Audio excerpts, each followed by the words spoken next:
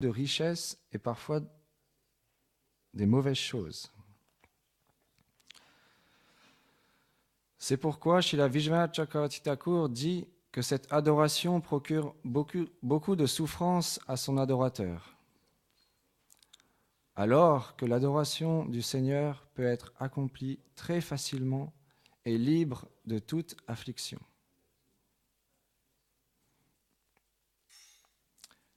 C'est pour expliquer ceci que Sri Krishna a énoncé ce verset. Après avoir décrit le résultat qu'une personne obtient en l'adorant, il explique maintenant le processus qui permet d'obtenir ce résultat. Bien qu'il ait une opulence illimitée, il devient très désireux d'accepter ce que ses dévots lui offrent, à cause de l'amour pur qu'ils ont pour lui. Absorbé dans un sentiment de dévotion, il mange par amour pour ses dévots. Un jour, l'épouse de Vidura, empressée et aveuglée par son amour si grand pour Krishna, lui offrit la peau de la banane au lieu du fruit. Il mangea alors la peau sans rien dire et se délecta de son offrande.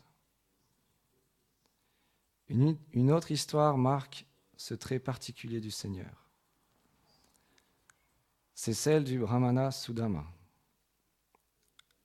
À la requête de son épouse, celui-ci vint rendre visite à Sri Krishna dans sa demeure à Dvarka. Son dévot était extrêmement pauvre et il avait amené comme offrande quelques grains de riz. Quand il vit que son dévot hésitait à lui donner cette offrande en pensant qu'elle était indigne, il dit « Mon ami, je n'ai nul besoin de quelque chose, mais si par amour mon dévot me présente une offrande, même minime, c'est avec joie que je m'empresse de l'accepter. Par contre, si un non-dévot m'offre quelque chose, même de haute valeur, je ne l'accepte pas. En réalité, j'apprécie que ce qui m'est offert avec dévotion et amour. Aussi, même si mes dévots m'offrent ce qu'il y a de plus simple, comme une fleur, une feuille, un fruit ou de l'eau, mais que cette offrande est imprégnée de dévotion, je l'accepte avec un grand plaisir. La préparation peut être délicieuse ou non, mais si elle est préparée avec amour, avec un sentiment de la rendre délicieuse, alors cette préparation devient pour moi très exquise. À ce moment-là, j'abandonne toute autre pensée et je la savoure. Même si le fruit ou la fleur n'a pas de goût ou de parfum, je l'accepte étant captivé par l'amour de mon dévot. Jai Shishinita Vishwama Shinandaya Shadagopal Shishi Radha Nanmohan Juki Jai. Le mot bhaktia a été utilisé dans la 2e ligne et à nouveau dans la 3e ligne, afin de désigner ceux qui ont la dévotion, c'est-à-dire les dévots du Seigneur. Selon Srila Vishwanath Chakravarti Thakur, cela implique que si une personne qui n'est pas dotée de cette dévotion lui offre un fruit, une fleur, le Seigneur ne l'accepte pas. Shri Krishna dit, donc cela implique que si quelqu'un d'autre que mes dévots m'offre un fruit, une fleur, avec une dévotion superficielle, je ne l'accepte pas. Mais j'accepte tout ce que mes dévots me donnent, même si cela n'est qu'une feuille.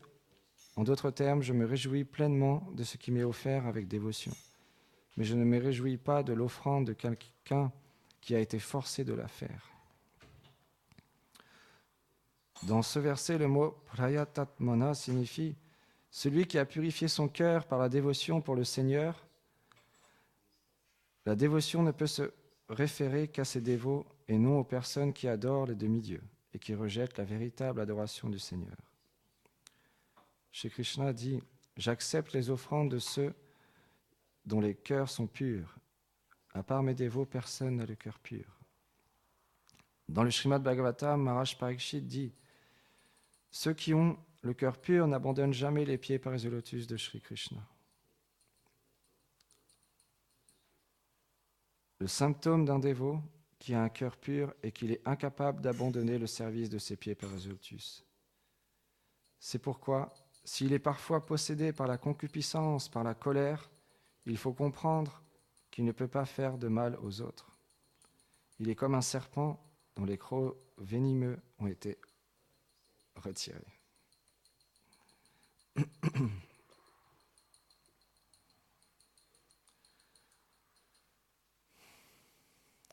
Om Agana Atimilandasya Ghanam Jaram Sharakaya Shakshu Militam Yena Tasme Shigurave Namaha Namam Vishnu Padaya Radhikaye Priyatmane Shishimad Bhakti Vedanta Narayani Tinamine Namam Vishnu Padaya Chaitanya Prasaya Rupine Shishimad Bhakti Chananaya Yati Goswami Tinamine Namam Vishnu Padaya Gauranga Prasaya Rupine Shishimad Bhakti Vibdayave Bodhaneti Namine Namam Vishnu Padaya Gaura Prastaya Bhutare Shrimati Bhakti Pramodaya Puri Goswami Tinamine Namam Vishnu Padaya Krishna Prastaya Bhutare Shrimati Bhakti Vedanta Swami Tinamine Namam Vishnu Padaya Chaya Shimarupine Shishimad Bhakti Pragyana Keshava Hitinamine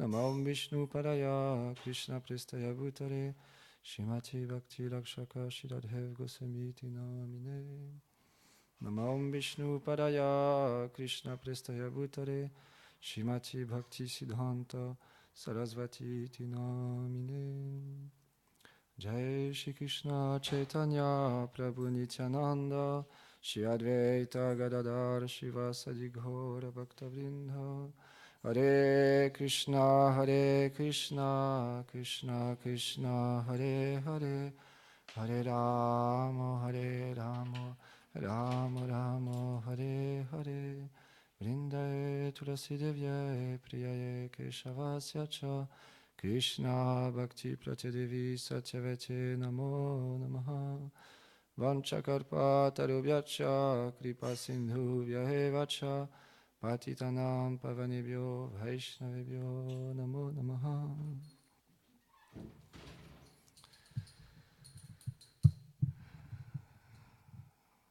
C'est un verset tellement merveilleux. Jai Shri Nishingadev Bhagavan ki Jai, Shri Dr. Prahlad Maharaj ki Jai.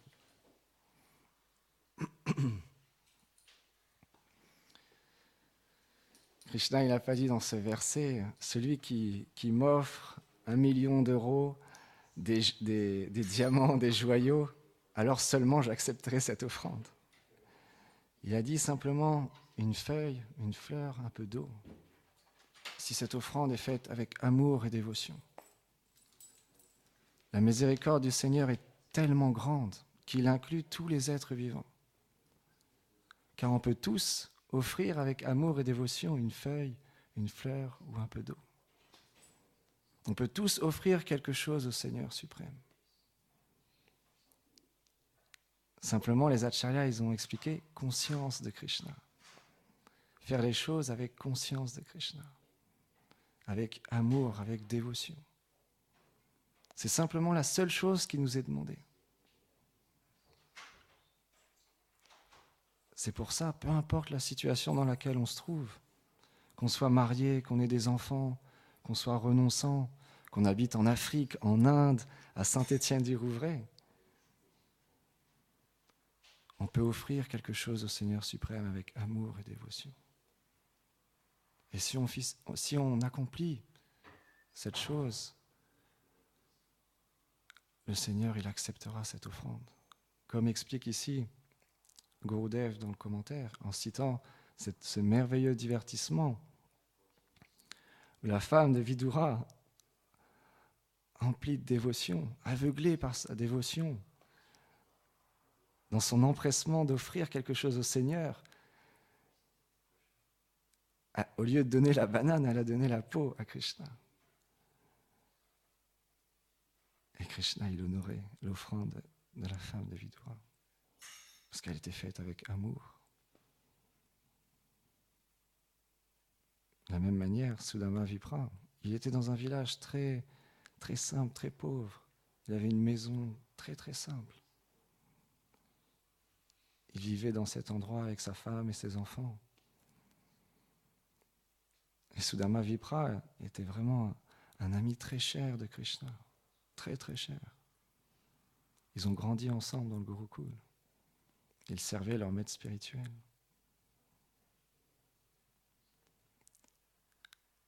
Et Sudama, il se souvenait toujours de Krishna. Il chantait des merveilleux bhajans en se souvenant de son ami intime Krishna. Il n'était pas préoccupé par sa situation.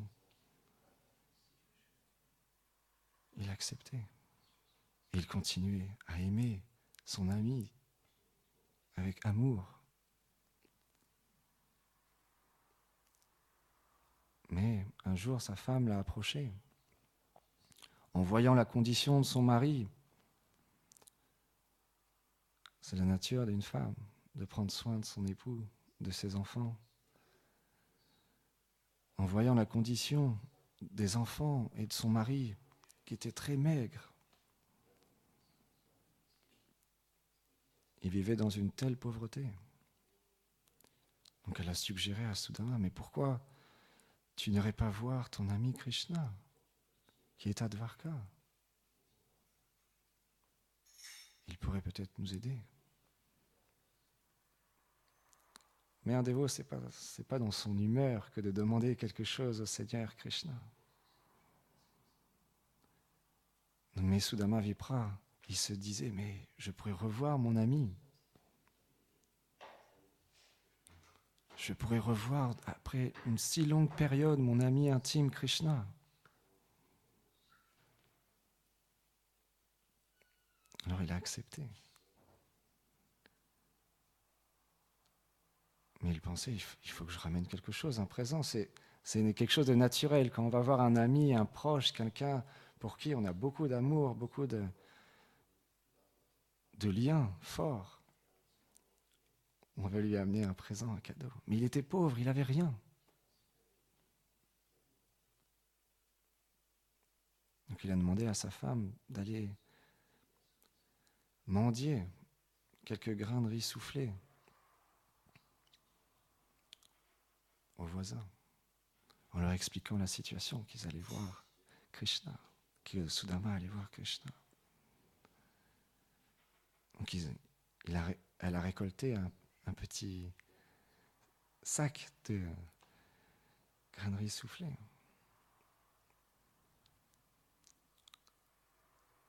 Et Sudama, il est parti à Dvarka. Et sur le chemin, il se souvenait de tous les divertissements qu'il a eus dans son enfance avec Krishna. Et il était tellement impatient d'aller le rencontrer de nouveau.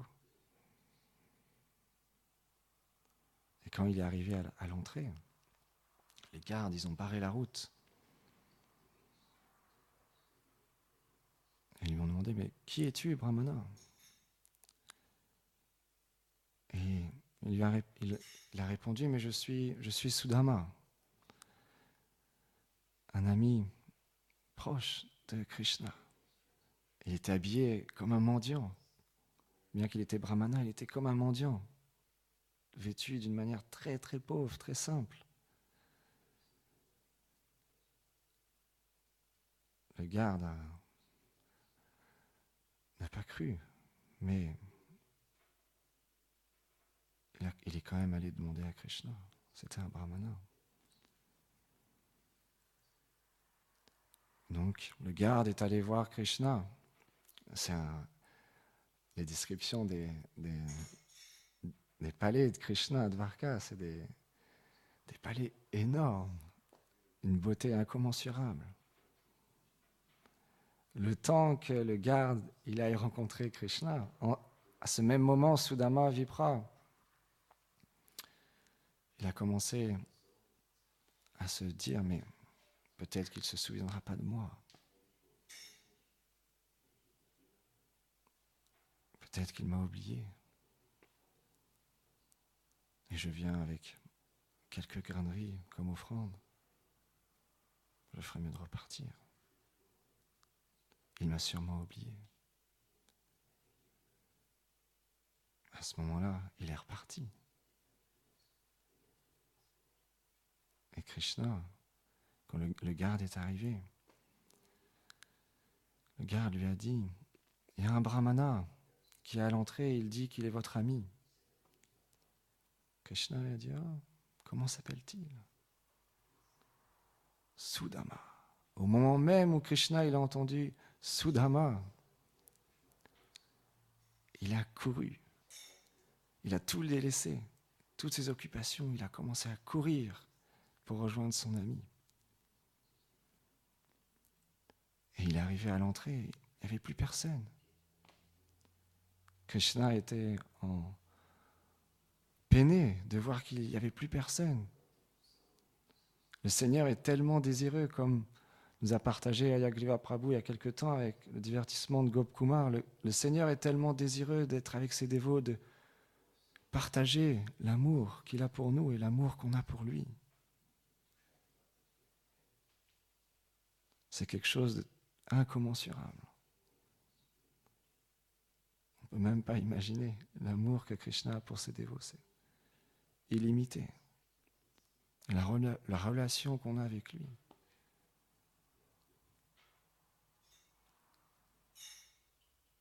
Gurudev, il expliquait dans une conférence, si on avait ne serait-ce qu'une connaissance infime de notre relation, ou du service que l'on a pour le Seigneur, on quitterait notre corps. Tellement c'est puissant. On déborderait de joie. On pleurerait d'amour.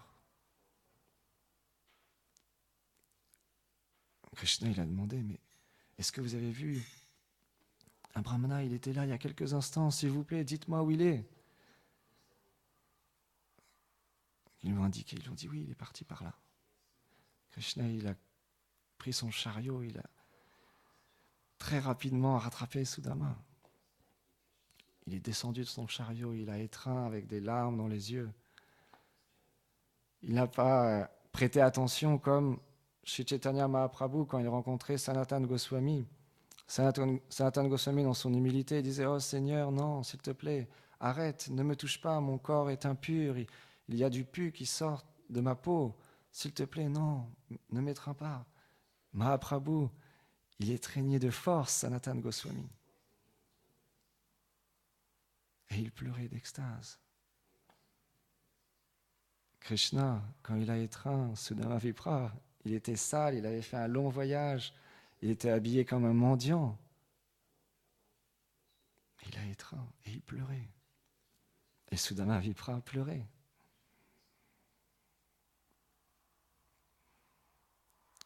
Krishna lui-même l'a fait monter sur son chariot. Il conduisait lui-même le char. Il l'a ramené à son palais. Tout le monde était ébahi, subjugué.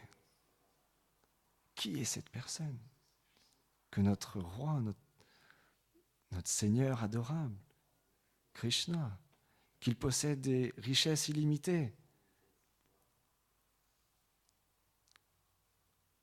accueille de cette manière ce brahman qui est habillé comme un mendiant. Qui est cette personne?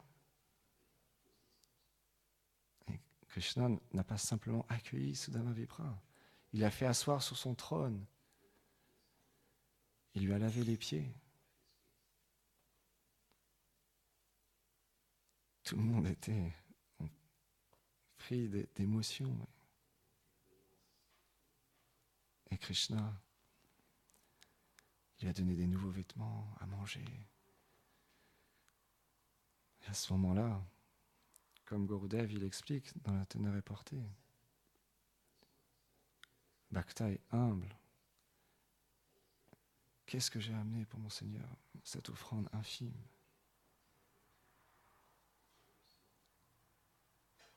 Il cachait son offrande. Et Krishna, il dit, mais tu n'as pas besoin, qu'est-ce que tu caches derrière ton dos? Je suis sûr que ta femme a pensé à moi.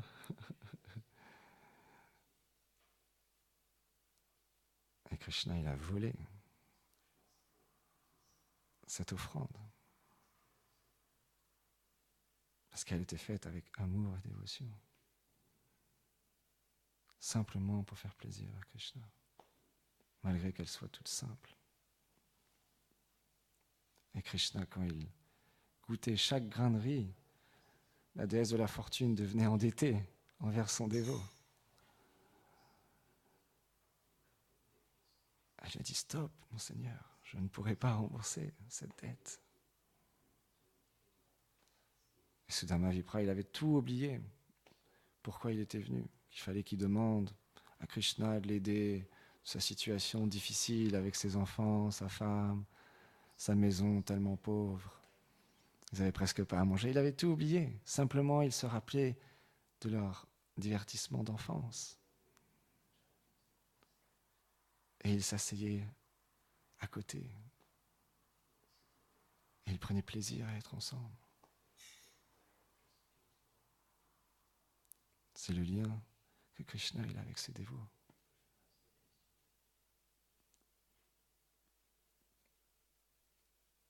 Et après quelque temps, le lendemain, Sudama est reparti,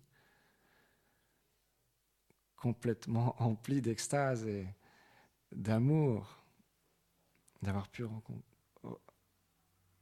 avoir cet échange avec son ami Krishna. Et quand il est arrivé au village, de loin, il a vu un truc énorme. Il s'est dit, mince, je me suis trompé de village. Et il a vu quelqu'un arriver. Et il ne reconnaissait pas cette personne. C'était sa femme, qui avait retrouvé toute sa jeunesse, toute sa beauté. Et il lui a dit, elle a offert son hommage à son mari, regarde ce que le Seigneur a fait pour nous. Et ensemble, ils se sont souvenus des gloires de Krishna et réjouis de cette rencontre qu'il a pu avoir de nouveau avec Krishna. Peu importe l'offrande que l'on fait, elle doit être faite avec amour et dévotion. Le service, c'est la même chose. Peu importe le service, la quantité qu'on fait, on veut toujours faire plus pour faire plus plaisir. Mais le service qu'on obtient du maître spirituel, à travers ce service, on atteindra la perfection. Je me rappelle, il y a 2 ans, on marchait dans les traces de Gurudev à Vrindavan. On l'accompagnait dans ce voyage. Et un jour, on s'est rendu au temple de Radharaman. Et à l'entrée du temple, il y avait un Vrishbasi qui était là, assis, avec une canne, et il surveillait les chaussures. Il surveillait les chaussures à l'entrée du temple, des dévots, des bhaktas qui venaient voir son Seigneur adorable. Parce qu'en Inde, il y a des singes qui peuvent voler les chaussures. Et c'était son service. Il restait à l'entrée avec la canne au moment où il y avait le darshan. Et il surveillait les chaussures. Et il y a eu un petit divertissement qui s'est passé dans mon inqualification, parce que en règle générale, il faut donner quelque chose en retour aux personnes qui gardent les chaussures. En Inde, c'est le principe. Et dans ma radinerie, je ne voulais pas donner quelque chose. Alors j'ai préféré qu'on mette les chaussures un peu à l'écart, à un autre endroit.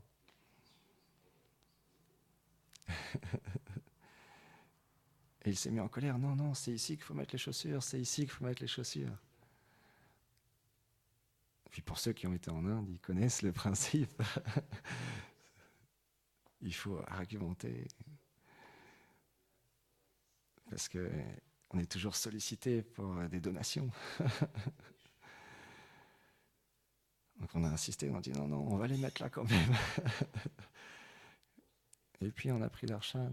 Et Gurudev, il nous a donné un enseignement très, très sweet, très beau.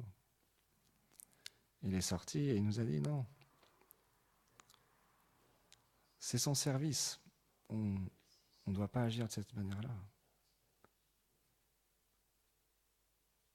C'est son service que de faire ça. On doit faire attention à Vraj. On lui a fait une petite donation, on lui a rendu nos hommages, on a demandé pardon. Et en fait, il ne voulait pas de donation. Il voulait juste faire son service. Et là, intérieurement, j'ai compris l'erreur que j'avais faite. À Vraj, on peut faire beaucoup d'offenses. Il faut faire. D'où l'importance d'aller à Vraj sous la guidance des Vaishnavas. Parce qu'il nous rectifie. Il nous explique quelle attitude on doit avoir envers les Vrijpasi. De la même manière, on peut résider à Saint-Étienne-du-Rouvray et être dans ce même état d'esprit. C'est mon service que d'accueillir les gens. C'est mon service que de donner le Chanamrita aux invités. Et toute la journée, des milliers de personnes viennent au temple voir mon Seigneur adorable. Ce n'est pas encore le cas pour aujourd'hui, mais un jour. Et moi, je serai là au temple et j'accueillerai ces personnes et je leur expliquerai. Je leur montrerai la beauté de mon Seigneur, comme expliqué hier Gurudev. C'est mon Seigneur adorable. C'est mes déités. Venez voir mes déités. Un jour, encore une fois, avec Gurudev, on était à Varshan. Et il y avait le Radhastami. Un festival énorme. Le lieu de Radharani. Il y a ce temple sur la colline de Brahma. Et mon cœur a été touché par un des pujaris. Ça m'a beaucoup inspiré de voir, il était toute la journée présent devant sa déité et il prenait les offrandes, il les offrait à la déité, il donnait le Chanamrita à tout le monde. C'était l'euphorie complète. Tout le monde venait prendre darshan avec avidité. Ça m'a beaucoup inspiré pour être dans cet état d'esprit quand on adore le Seigneur, d'adorer Krishna, avec le désir que des gens viennent voir, prendre darshan du Seigneur, et d'être sur l'autel en train de récupérer les offrandes ou de donner des guirlandes ou des fleurs aux invités. C'est tellement extatique. Comme expliquait Gurudev, c'est une fortune illimitée que de pouvoir accomplir un service dans un temple. Chez la Bhakti Vibhuda Bodhayana Goswami Maharaj, quand il allait dans le sud de la France,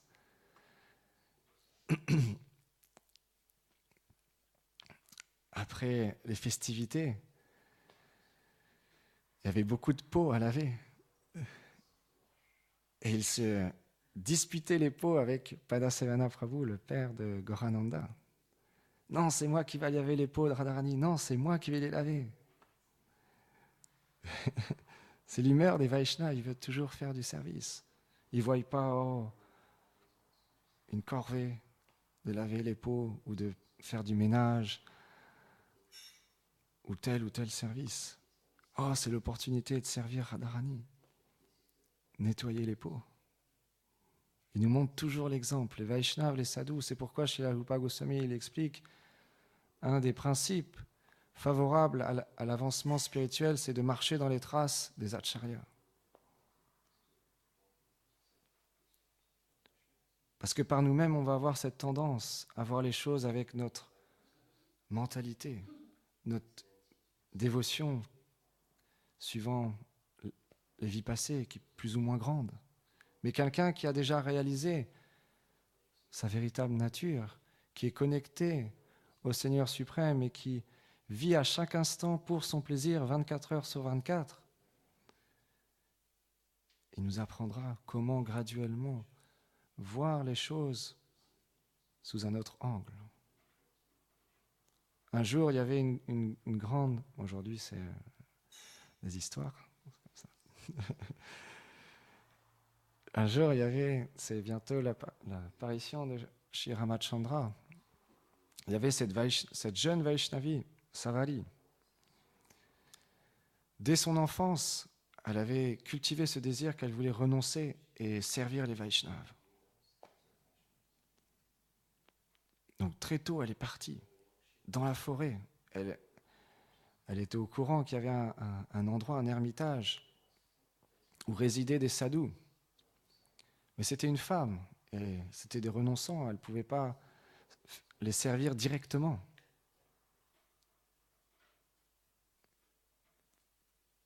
On peut avoir parfois ce désir de vouloir servir directement les Vaishnavas, et ce n'est pas toujours possible, que ce soit pour une femme ou pour un homme.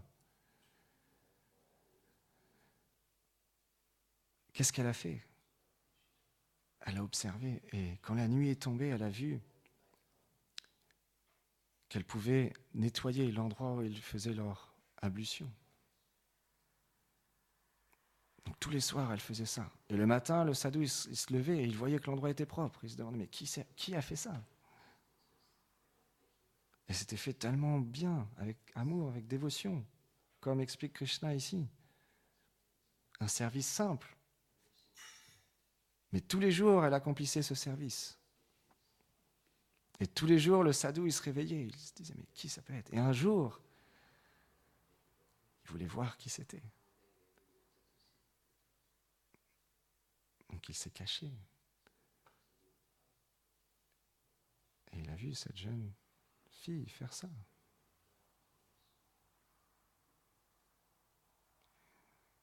Et donc il l'a approché, il lui a dit, mais qui es-tu? Et donc voilà, elle lui a dit, moi je veux prendre refuge en vous. Je veux m'abandonner à vos pieds, recevoir l'initiation. À cette époque-là, c'était pas possible pour elle de recevoir l'initiation. Et en plus de ça, en plus de ce service, elle a vu aussi qu'ils avaient besoin de bois pour cuisiner. Et donc, la nuit aussi, elle récoltait du bois pour eux. Et elle faisait un tas près de leur ermitage. Donc le sadhu était vraiment conquis par l'attitude de service et l'amour qu'elle avait pour les Vaishnavas, pour les sadhus. Elle était extrêmement sincère.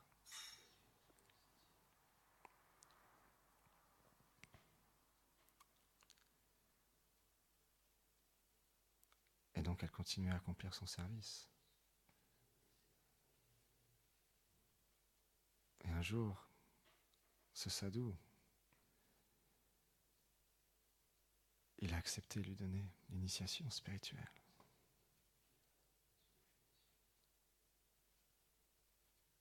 Elle était remplie de joie. Son vœu a été exaucé. Il lui a dit d'aller faire ses ablutions et de revenir rapidement. Et elle pensait, mais dans son empressement de vouloir recevoir l'initiation spirituelle, il y avait plusieurs endroits pour aller faire ses ablutions. L'endroit le plus proche, il y avait une possibilité que d'autres renonçants seraient présents. Et donc ça n'aurait pas été possible pour elle de se baigner s'il y avait quelqu'un. Mais elle était tellement pressée de recevoir l'initiation. Elle ne voulait pas aller trop loin. Donc elle est allée au plus proche, malgré le risque. Et donc elle a vite fait ses ablutions. Elle est sortie de l'eau. Et là, il y a un sadhu, un renonçant, qui l'a vu et qui l'a châtié. Parce qu'elle ne devait pas être ici. C'était un endroit simplement pour les renonçants. C'était une femme, elle ne pouvait pas être ici. a même frappé Savari. Mais elle était complètement déconnectée. Complètement en bliss, comme dit Srila Bodhidharma Maharaj. Malgré la douleur physique, elle continuait à s'empresser d'aller recevoir l'initiation de son gourou. Donc son maître spirituel l'a initiée.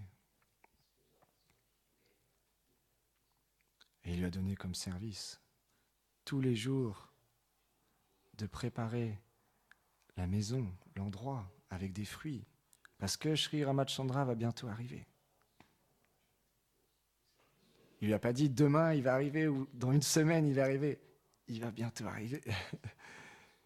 Et donc tous les jours, avec ce service, elle accomplissait avec amour et dévotion, avec cette instruction et ces paroles, les paroles de son gourou, que Ramachandra va arriver, le Seigneur va arriver.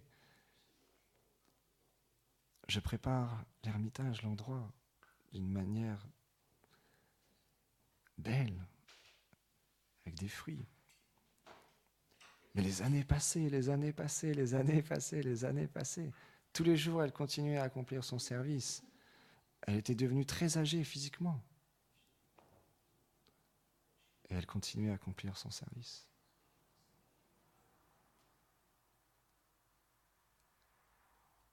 Et un jour, Ramachandra est enfin arrivé.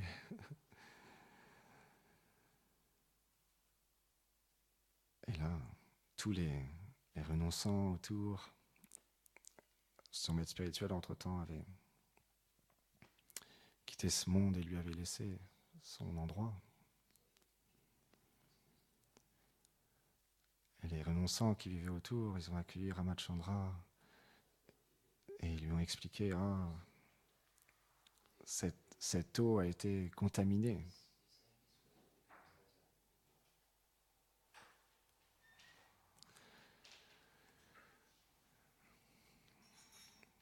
Ramachandra en fait avait posé la question, pourquoi cette eau est contaminée comme ça?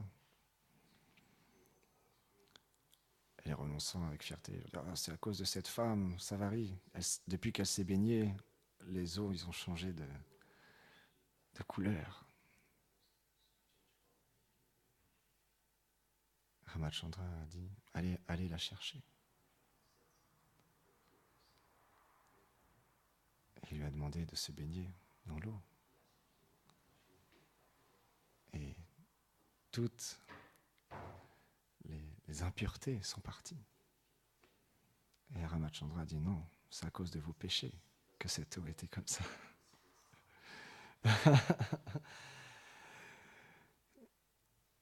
Et en fait, ils voulaient tous que Ramachandra vienne dans leur maison. Tous les renonçants, ils voulaient que Ramachandra vienne dans leur maison l'accueillir. Ramachandra, il est allé dans la maison de Savari.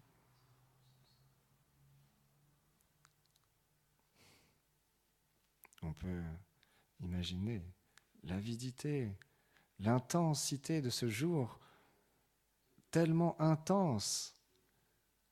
On peut se mettre à la place de cette grande Vaishnavi.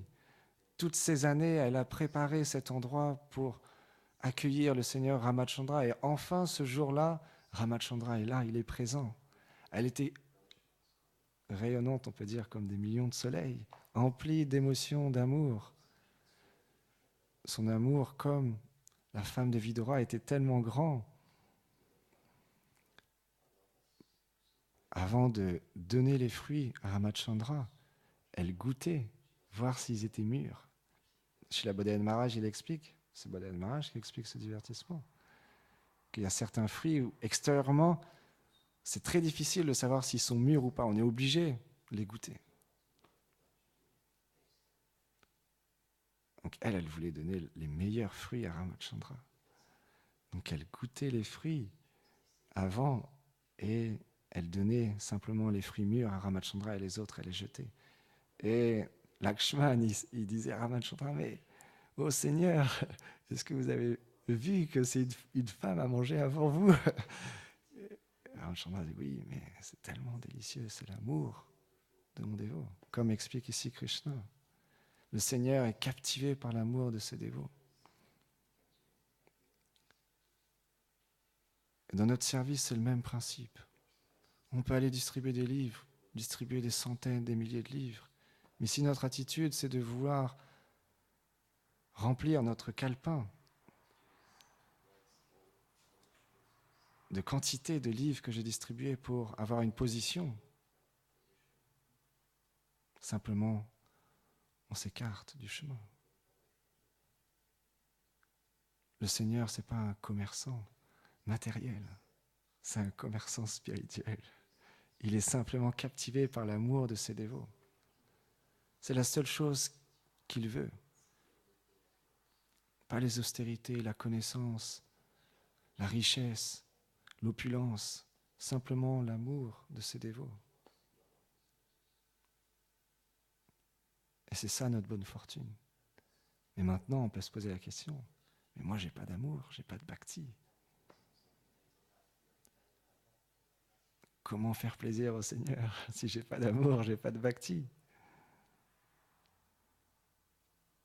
Les Vaishnavas, sadhus. L'association avec les sadhus va nous permettre de développer la bhakti, de développer l'amour, parce qu'ils ont l'amour dans leur cœur. Tadvidi paradipatena pariplasana sevaya upadekshanti te gyanam ganinastalvadarshina. Krishna, il dit à Arjuna, cherche à connaître la vérité en approchant une personne qui m'a vu, qui a vu la vérité, qui l'a réalisée. Alors lui, il pourra te donner cette chose-là. Pose-lui des questions, serre-le avec foi, avec soumission. Le service que nous donne le gourou, il est pour nous. Gurudev, il cite souvent l'exemple de Bhaktivedanta Swami Prabhupada quand il est allé aux États-Unis. Il nous a montré l'exemple de l'instruction du gourou. Il portait l'instruction de son gourou sur sa tête. Et chez Bhaktivedanta Maharaj, il explique, un Vaishnav, il est fier. Il est humble, mais il est fier. Parce que je suis connecté avec mon Gurudev. J'ai reçu l'initiation de mon Gurudev qui est relié à la Guru Parampara, au Seigneur suprême directement.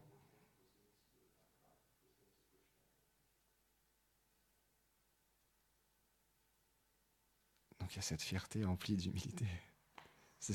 Il expliquait Bhaktivedanta Maharaj dans cette conférence. Bhaktivedanta Swami Prabhupada, quand il marchait dans les rues, il était comme un roi, comme un lion. Il rayonnait comme des millions de soleils. Il portait l'instruction de son gourou sur sa tête. Ce désir qu'ont les Vaishnavas de répandre les gloires de Krishna, de Radharani à travers le monde entier, comme Nitai et Gauranga, ils ont demandé de donner Krishna, de parler de Krishna, de chanter les gloires de Krishna, de frapper à toutes les portes.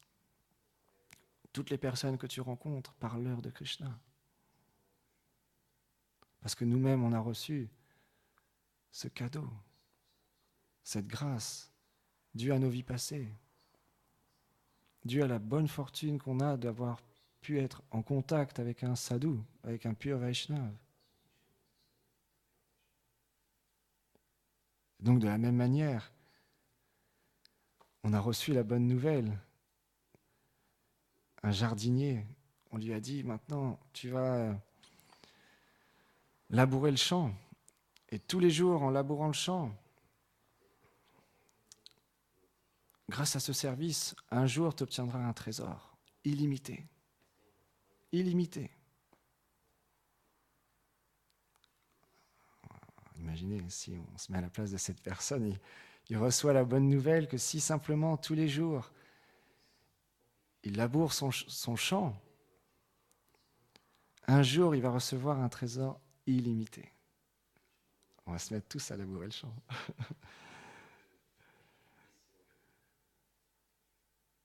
C'est ce que nous donnent les Vaishnavas. Shravanam, Kirtanam, Smaranam. Tous les jours, on écoute, on se souvient, on chante. Pour un jour obtenir ce trésor illimité. qui est Jive Svarupahoy Krishna Nityadas, de retrouver notre véritable identité en tant qu'âme, qui est d'être une servante éternelle, serviteur éternel de Shri Radha et Krishna, des serviteurs de Shri Radha et Krishna. Donc comme cette personne qui a reçu la bonne nouvelle, les gens ils passent à côté de son champ et lui disent « Mais pourquoi tu laboures ce champ tous les jours comme ça, intensément ? Quelle est la garantie que tu vas avoir quelque chose ? Les terres, en plus, là, ici, elles sont pas très fertiles. Tu es juste qu'un idiot. Tu perds ton temps. » Et parce qu'il a la foi. Il dit « Non. On m'a dit que tous les jours, si j'accomplis cette activité, un jour, j'obtiendrai une fortune illimitée. Viens avec moi, tu verras. Toi aussi, tu peux obtenir une fortune illimitée. » Quand on donne un livre, on dit à une personne, viens avec moi. Quand on chante le Mahamantra dans la rue, on dit, viens avec moi. On donne du prashad, on dit, viens avec moi. Rejoins le Seigneur, rejoins les Vaishnavas, connecte-toi à Guru Parampara. Tu obtiendras une fortune illimitée. Chant and be happy. Chante et sois heureux. C'était le slogan de Srila Bhaktivedanta Swami Prabhupada. Et c'est la vérité. Parce que ce chant, il est transcendantal. Ce chant, il nourrit le cœur. Il nourrit la plante de la dévotion. Toutes les choses indésirables partent graduellement à travers le chant. Parce qu'on est connecté à un Vaishnav pur. Il nous a planté cette graine de la dévotion qui grandit par le chant et par l'accomplissement du service. Pour finir, Radhanath Maharaj, dans une conférence, il partageait un divertissement. Ah non, avant, je voulais partager aussi, comme c'est bientôt l'apparition de Ramachandra. On connaît tous ce moment où où le pont de Lanka était en train d'être construit. Pour que Ramachandra et toute l'armée traversent pour aller à Lanka, attaquer Ravan, qui avait kidnappé Sita.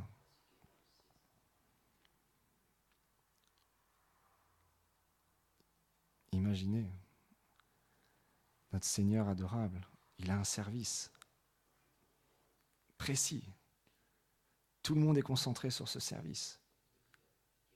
Naturellement, tout le monde veut participer.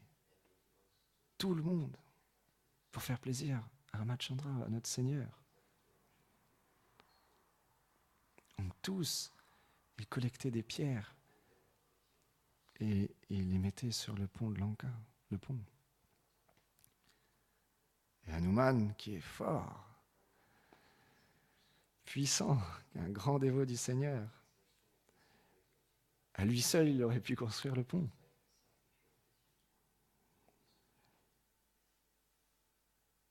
Et il a vu une petite araignée qui portait juste une toute petite pierre, mais minuscule.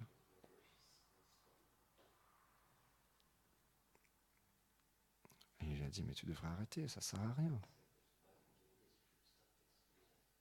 Regarde le rocher que moi j'ai. C'est des lilas, c'est des divertissements pour nous apprendre. On a souvent cette tendance. Regarde moi ce que je fais. Regarde tout ce que j'accomplis dans le temple, tous les services que je fais. Gurudev, il a dit, je suis le disciple le plus important. Il y a souvent cette tendance, très souvent. Je sais de quoi je parle. Je le fais souvent. Je le pense souvent. Ramachandra, il a dit non. Elle aussi, elle veut faire son service. C'est ça la miséricorde des sadhus. C'est ça la miséricorde du maître spirituel. C'est pas non plus un commerçant ordinaire. Il donne l'opportunité à tous d'être engagés dans le service de dévotion, d'engager nos tendances, d'accomplir un service. Parce que c'est la compassion, c'est la miséricorde.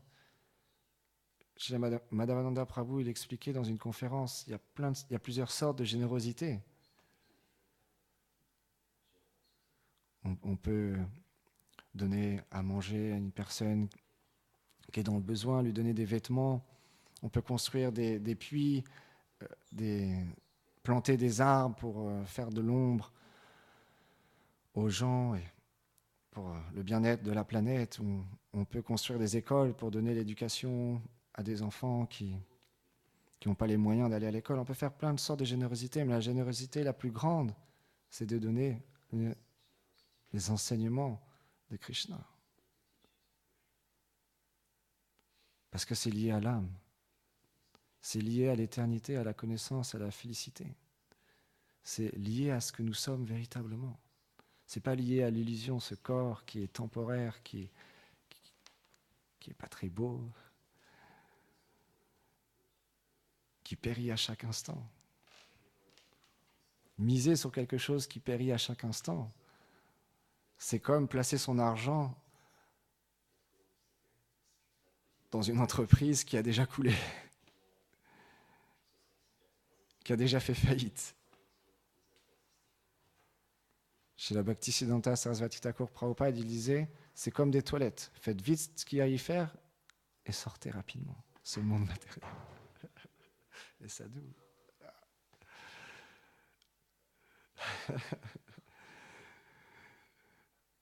Donc Radhanath Maharaj, pour finir, il expliquait, un jour il y avait un roi et un brahmana. Ils désiraient tous les deux accueillir Krishna, le servir, lui offrir un merveilleux festival. Le roi, il avait plein d'opulence, plein de richesses. Et le brahmana, il vivait simplement dans une petite hutte. Il était très pauvre. Mais les deux, ils avaient un désir intense d'accueillir Krishna et lui faire un festival.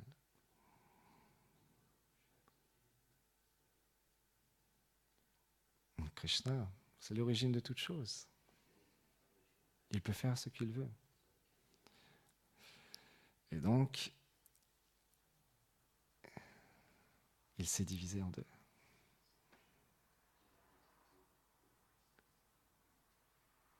Sans qu'il le sache. Parce que le roi, quand il a vu Krishna arriver, il s'est dit « Oh, je suis tellement fortuné.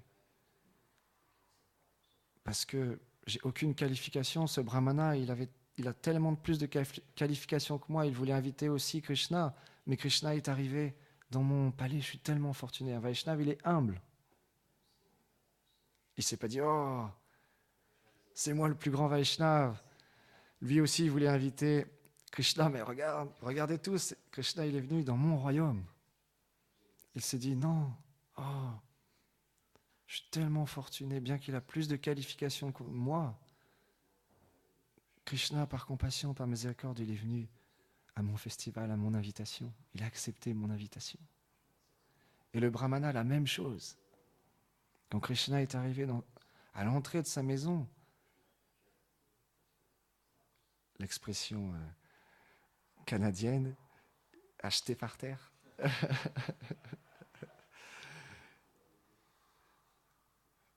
Oh, je suis tellement fortuné. Je suis tellement fortuné. Krishna, il a accepté mon invitation. Bien que le roi est bien plus qualifié que moi, il a plein de richesses, il peut organiser un festival tellement plus beau, tellement plus grand que moi, qui suis un pauvre brahmana. Mais Krishna est tellement miséricordieux, tellement compassionné avec moi, il a accepté mon invitation. Donc les deux, Krishna avait accepté l'invitation. Et les deux, ils étaient dans cet état d'âme. Je suis tellement fortuné. Et donc le roi, Krishna, il marchait dans les rues, tout le monde, un festival avec des instruments de musique, des fleurs, tout le monde était habillé sur son 31. d'une manière tellement belle pour accueillir Krishna. Il l'a fait asseoir sur son trône. Il l'a éventé avec des chamaras en or, avec une opulence incroyable.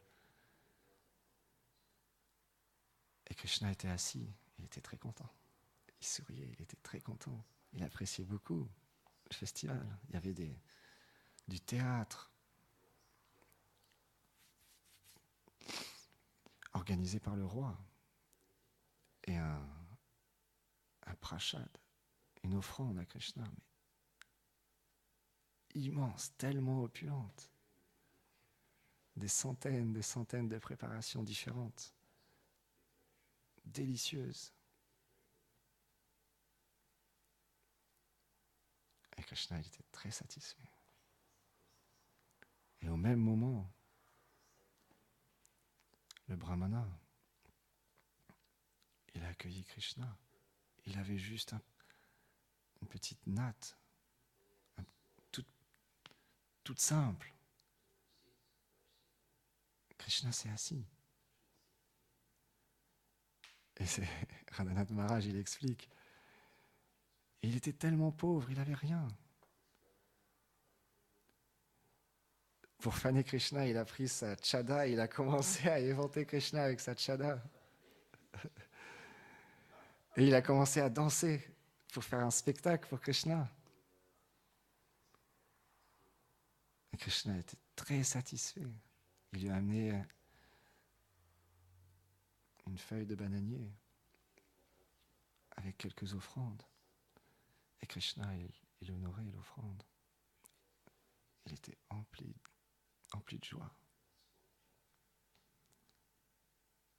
Et Krishna, qui est le farceur suprême, il les a fait appeler tous les deux après le festival. Et il leur a dit, vous êtes tous les deux mes dévots, bien-aimés.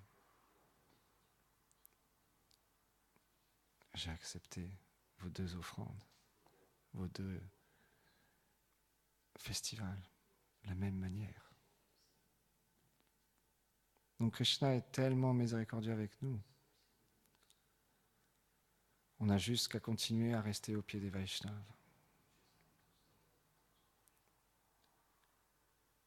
Comme on chante tous les jours chez Guru Charana Padma, ce chant. Rester au pied par les lotus des Vaishnavas. Et accepter le service qu'ils nous donnent. Et les servir avec foi, avec dévotion. Et avec ce désir de vouloir leur faire plaisir. Parce que faire plaisir à Radha et Krishna. Gurudev cite souvent cette phrase de Shri Bhakti Lakshakshidhar Goswami Maharaj, il n'y a qu'un fou qui veut directement servir Radha et Krishna. On sert les dévots et les dévots des dévots de Radha et Krishna. On sert notre Guru Parampara. Guru est un. On sert notre Gurudev, la personne qui a pris notre cœur et qui nous connecte. C'est comme le courant, si on veut avoir la lumière, pouvoir allumer le four, etc. dans la maison. On doit se connecter à la centrale électrique, sinon ça ne fonctionne pas. Le maître spirituel, il donne beaucoup de décharges, des décharges remplies d'amour. On a juste qu'à recevoir, devenir des bons réceptacles de cet amour qu'il nous donne. Développer une bonne attitude envers nos frères et nos sœurs. Comme Srila Bodhidharma Maharaj, il explique souvent, bon respect. Mais naturellement, comme c'est l'énergie illusoire du Seigneur et que Maya est très forte, de nouveau, dû à ce manque de qualification que je peux avoir, bien que je prie pour ne plus m'écarter du chemin, Maya est tellement forte. Ma seule chance, c'est de pouvoir rester au pied des Vaishnavas, qu'ils me recentrent à chaque fois que j'essaie de m'écarter.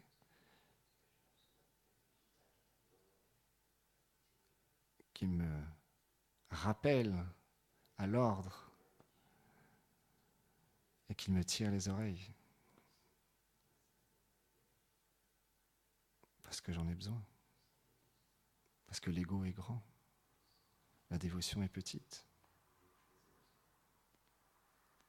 Mais la bonne fortune est immense. Parce que se faire tirer les oreilles par quelqu'un qui est rempli d'amour, les Vaishnavas ils expliquent le châtiment ou la glorification d'un pur Vaishnava. C'est pour notre avancement spirituel.